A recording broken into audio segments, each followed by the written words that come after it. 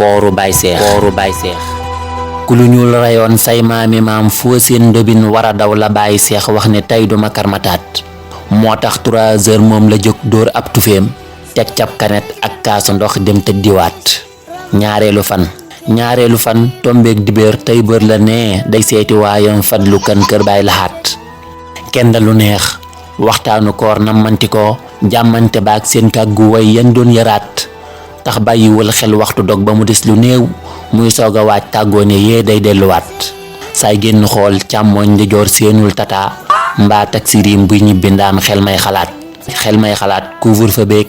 alkaati yeeg dog nim njegee nan lay def ak kooram gi tey am ngeen ci baat koor yéex a xëdd ak teel a dog mooy ay sunnaam ñaar yëpp raw na ko ndax texet dox bay apaat koor yéex a xëdd ak teel a dog mooy ay sunnaam ñaar yëpp raw na ko ndax texet dox bay apaat tey jii de 19 heures yu teg 24 minutes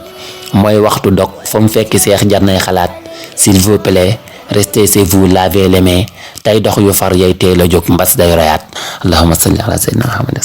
رمضان كريم